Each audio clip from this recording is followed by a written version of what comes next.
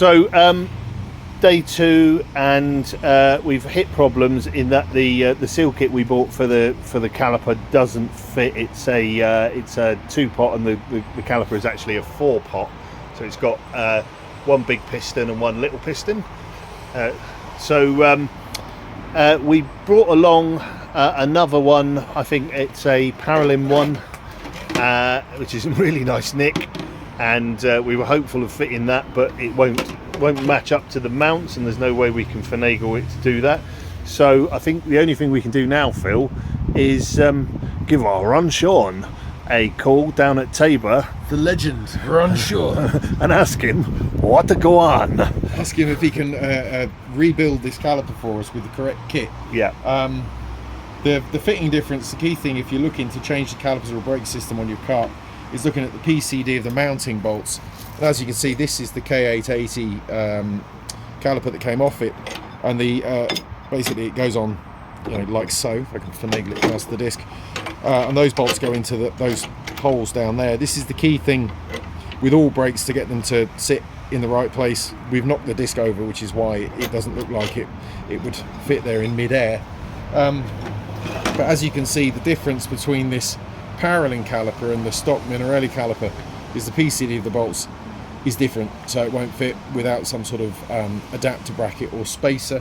We do have a spacer here, which is for this Paralym brake, but because of the nature of it, this is for a 50mm axle, and a 40mm axle such as this has different size bearing hangers and carriers, so this doesn't fit on there. So we're stymied a little bit. Stymied, so we're going to give Ron a call and see what go on. See if he hears us. At 10 AM.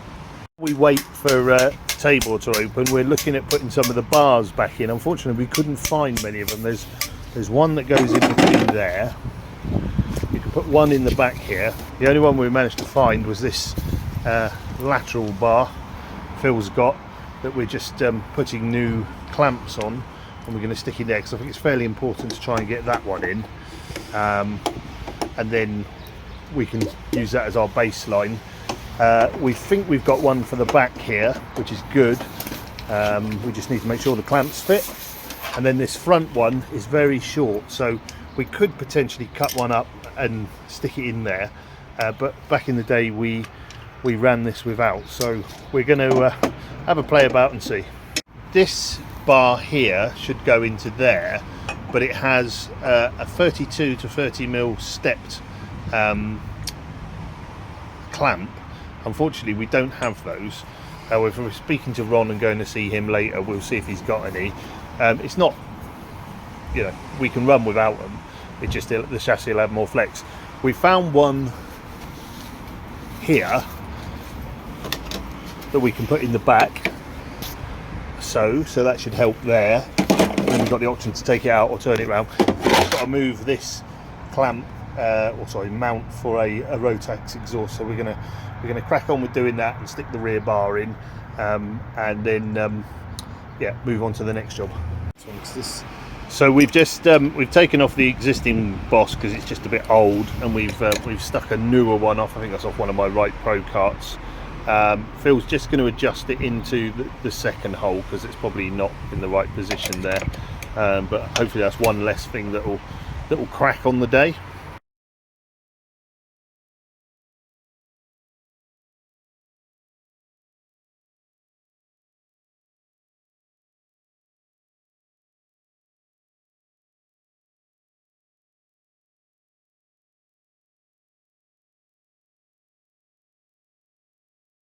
So the good news is we've got a bar in the back, which is good. We can, if we want to stiffen it up even more, we can move that plane from there up to there, so that'll make it nicer.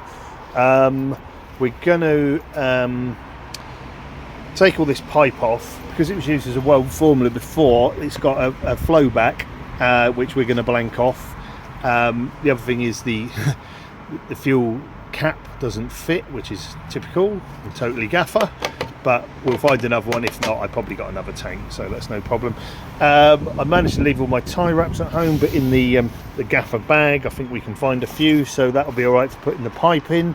We're then going to put the throttle cable on, clean up the bodywork, bang out this this seat stay to just give ourselves a bit more clearance, because it was set up for a World Formula before and we need a bit more clearance for the Honda, and I think that's about it. So the good news as well was that we spoke to Tabor Karting, who was very helpful. The legend Ron Schoen is away at the moment, but on his way home, and so Julie was able to take down some details of the caliper. She's going to have a look and see if they've got some seals. I'm going to drop it into Ron down in Weymouth, or to Julie down in Weymouth on my way home. Hopefully Ron will be able to have a look at it tomorrow, put the seal kit in, check out the pistons. I know they've got a lot of stock, so hopefully if there's any issues he'll have some pistons. If it needs to be, I'll buy another caliper that fits, because I'm sure they've got something. And then pick it up on the way to Clay on Friday morning. It's not too far out of the way. Hopefully we can then be all set for a bit of testing on Friday. So looking fairly good, aren't we, Phil? Yep, marvellous stuff. And when I say we're looking very good, I don't mean your hat. My sartorial elegance in full bore. Still, it's better than my coat. Anyhow, onwards and upwards. On the tank front, we're just going to, as well as changing the pipe, we're also going to change the pipe in it. Now, Phil, if you just want to demonstrate and talk through that. So basically, what you've got is the pickup pipe and the pickup weight at the bottom of it, which is secured on the other end of this two-way connector here, which screws into this little nubbin on the tank. So to remove that, just unscrew it, grab hold of that, and lift it out. Some of these weights are brass, some of them are monkey metal or whatever this is. E10, the new fuel, is the enemy of these fuel pipes. I've seen it make them all kinds of crusty and horrible. So are you saying, like, go for a Shell fuel if you can, like the premium fuel or the BP premium or something like that? I would use the old style E5. Yeah, I mean, in terms of like preserving the the metering needle seals in your carb and all that kind of stuff, and also these fuel lines. I used E5, E10 for about a year, and a brand new bit of pipe such as this that I'd employed for this pickup pipe. Went rock hard to the point where it was just like that in the tank, and I was getting fuel surge in corners. It wants to be the case that this kind of hits the bottom of the tank and there's a little bit of a curve so that it doesn't flap about when you're cornering, but you don't want too much of this so that it's like that, because obviously what happens if it's too long and it curves up like that when it hits the bottom of the tank, you're going to get kinking there, which is going to cause a fuel starvation. And also obviously if it's like that and when your fuel level drops below that, your engine stops. So just kind of eye it up. You can see with this it's going to be hitting the bottom of the tank just about square, and that's kind of what you want. And for us it's easy because we're just going to use the previous piece as a guide, aren't we, as a template, so we just got to cut it the same length. Indeed. This one's slightly fancy because it's got this little retainer spring which snugs up to it there and stops it from coming off in particularly vicious racing circumstances, but it's pretty simple. Best thing to do is get a pair of side cutters. If you're in the market for a set of side cutters, I strongly recommend Nipex side cutters. They're the best that I've ever had. Fairly expensive things, but they go through anything like butter. They're really, really good. They don't go blunt, so worth having a set of them in your toolbox. So yeah, I would just kind of just gently nibble into the outside of it there, taking care not to ground out your side cutters on the metal itself, and then you can just whip it off like so, just by relieving a bit of the tension around there. Then it's just a case of measuring up your pickup pipe, reconnecting everything. Make sure that you remember which way round that goes. It should have the flared top at the top, not the flared base, if you understand what I'm talking about, but it should be like that to stop it from dropping into the tank rather than like that. So the seal goes into the neck of the little nubbin that it sits in, like so, and then it gets snugged down by this threaded collar in like that. Lovely. Right, we'll crack on with that and report back.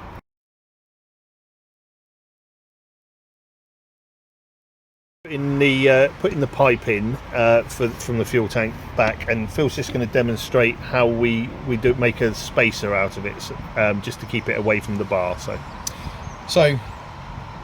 what you want is a little length of fuel pipe. You can use your old fuel pipe for this because it doesn't need to be kind of airtight or anything, liquid tight, should we say, watertight, that's the word.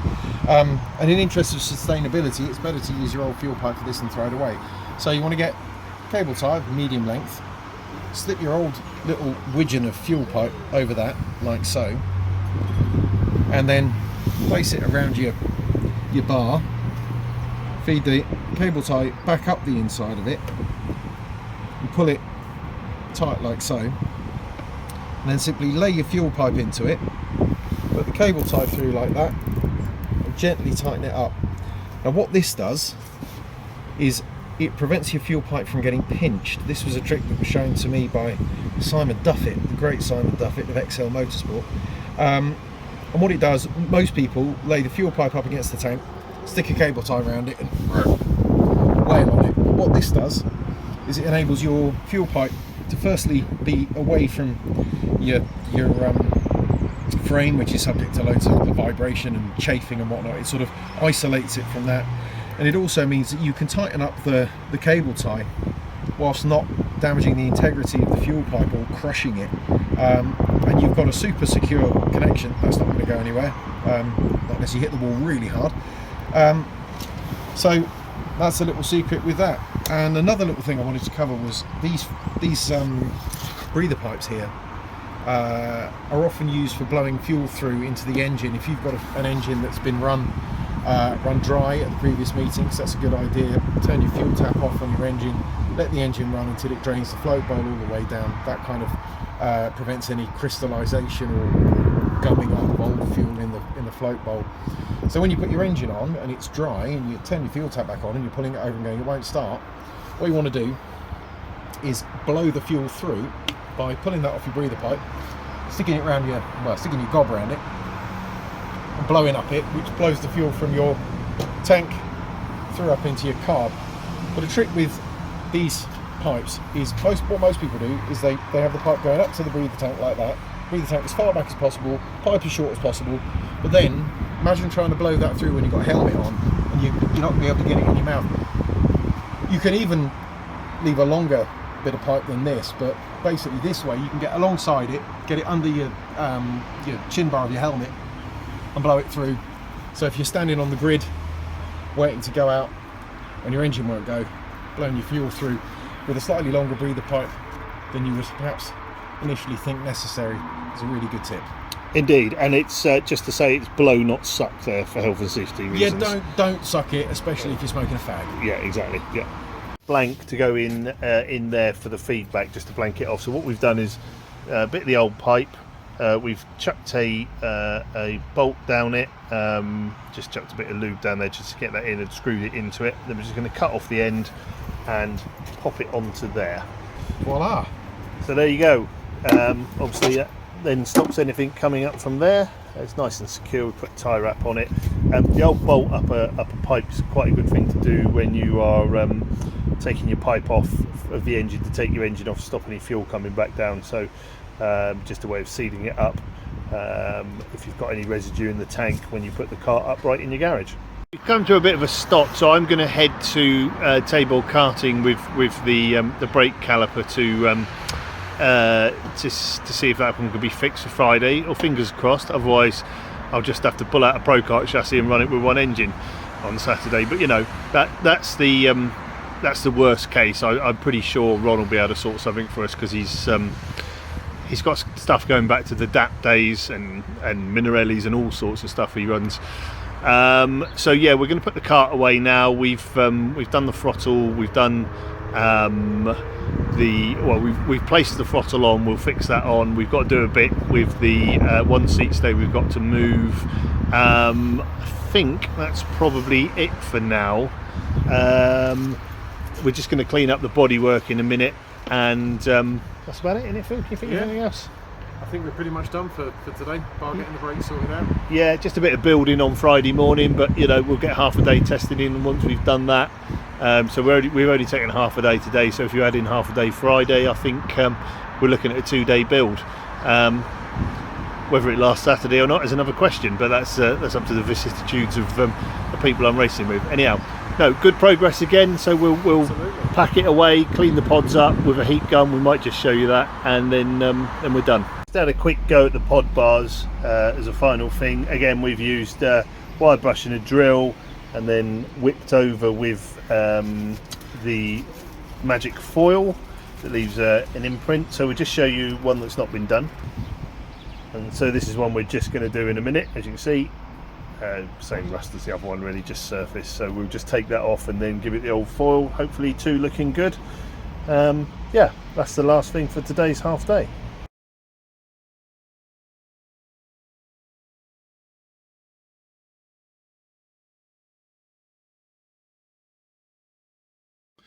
So I've just dropped the brake off to Tabor Karting. Julie, very helpful as always. I know if you've seen her around the around Forest or Clay with the van with their spares, they always go out their way to help you. So even got some nice Tabor and Minarelli stickers for it, so that's good. So it'll look a lot better.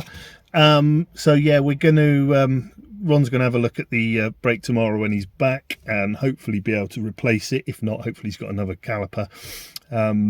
And then I'll pick that up Friday en route if all goes to plan, and we'll fit it and hopefully get half a day's testing in the afternoon, and be all set for Saturday race day. But we'll do an update on Friday as to how things have gone. Thanks Phil for his help again today, and yeah, that's all for this one.